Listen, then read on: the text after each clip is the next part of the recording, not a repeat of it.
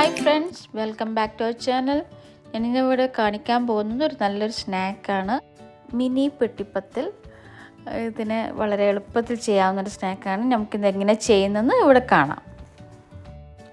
അതിനുവേണ്ടി ആദ്യം മൈദ നന്നായി കുഴച്ച് വെക്കുക.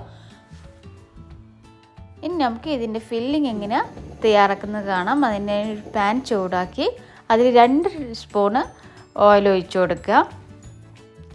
ചൂടായതിന് ശേഷം അതിലേക്ക് 2 സവാള ചെറുതായി അരിഞ്ഞത് ചേർത്ത് നന്നായി ഇളക്കുക.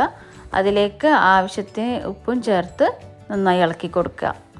സവാള ഒന്ന് വാടി വന്നതിന് ശേഷം അതിലേക്ക് 1 ടീസ്പൂൺ ഇഞ്ചി ചെറുതായി അരിഞ്ഞത്, 1 ടീസ്പൂൺ വെളുത്തുള്ളി, 2 പച്ചമുളക് ചെറുതായി അരിഞ്ഞത്, അതിലേക്ക് കറിവേപ്പിലയും കൂടി ചേർത്ത് നന്നായി ഇളക്കി കൊടുക്കുക. ഇനി ഇതിലേക്ക് ചേർക്കുന്നത് പൊടികളാണ്. 1/4 ടീസ്പൂൺ മല്ലിപ്പൊടി, 1 ടീസ്പൂൺ കുരുമുളക് പൊടി, 1/4 ടീസ്പൂൺ മഞ്ഞൾപ്പൊടി ചേർത്ത് ഇനി അതിലേക്ക് ഞാനിവിടെ ചേർത്തിരിക്കുന്നത് ഫ്രൈ ചെയ്ത് ചെറുതായി അരിഞ്ഞ ചിക്കനാണ്. ഇത് വേവിച്ച് ചെറുതായി അരിഞ്ഞ് വെക്കുക കേട്ടോ. ഇതിലേക്ക് ചേർത്ത് നന്നായി ഇളക്കി കൊടുക്കുക. അതൊന്ന് സെറ്റായതിന് ശേഷം നമുക്കിതിൽ 1/4 ടീസ്പൂൺ ഗരം മസാലയും ചെറുതായി അരിഞ്ഞ മല്ലിയിലയും ചേർത്ത് ഒന്ന് ഇളക്കി കൊടുക്കുക. ഇവിടെ ഞങ്ങൾ ഫില്ലിങ്സ് ഇവിടെ റെഡി ആയിട്ടുണ്ട്. ഇനി നമ്മളിതെങ്ങനെ ചെയ്യുന്നത് ഇവിടെ കാണാം. നേരത്തെ റെഡിയാക്കി വെച്ച മാവുണ്ടല്ലോ, അത് ചെറിയ ചെറിയ ബോളുകളാക്കി മാറ്റി ഇങ്ങനെ പരത്തിയെടുക്കുക. നന്നായി കുറച്ച് വലുപ്പത്തിൽ തന്നെ പരത്തുന്നതായിരിക്കും നല്ലത്. കൂടുതൽ കട്ടിയാവാൻ പാടില്ല മാവ് പരത്തുന്നത്. കുറച്ച് നേർങ്ങനെയുള്ളതാണ് നല്ലത്. അത് ഇങ്ങനെ 4 ഇതായിട്ട് നിന്നും കട്ട് ചെയ്തെടുക്കുക. ഞങ്ങൾക്ക് പരത്തി വെച്ചത് എത്രത്തോളം കട്ട് ചെയ്യാൻ കിട്ടുന്നോ അത്രത്തോളം കട്ട് ചെയ്തെടുക്കുക കേട്ടോ.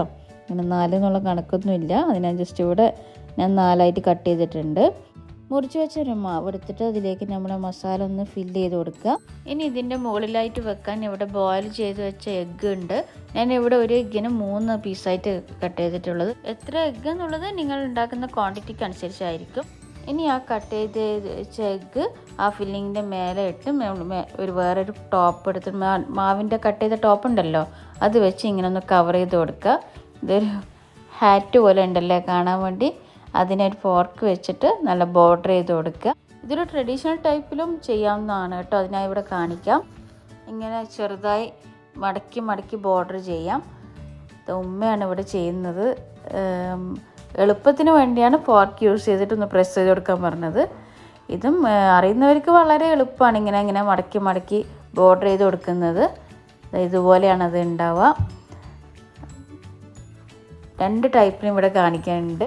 ഫോർക്ക് വെച്ച് ബോർഡർ ചെയ്തതും പിന്നെ ട്രഡീഷണൽ സ്റ്റൈലിൽ ചെയ്തതും. ഇനി നന്നായി ചൂടായ എണ്ണയിൽ ഒന്ന് ഫ്രൈ ചെയ്തെടുക്കുക. പെട്ടെന്ന് ഫ്രൈ ആയി വരും കേട്ടോ. എല്ലാവർക്കും നന്നായി ഇഷ്ടപ്പെടുന്ന സ്നാക്സ് തന്നെയാണിത്. വൈകുന്നേരം ചായൻ്റെ കൂടെയൊക്കെ കഴിക്കാൻ നല്ല സൂപ്പറാണ്. ഇത് നമ്മുടെ പെട്ടിപ്പത്തിൽ ഇവിടെ റെഡി ആയിട്ടുണ്ട്. എല്ലാവരും ഒന്ന് ട്രൈ ചെയ്ത് നോക്കണം. Thank you for watching.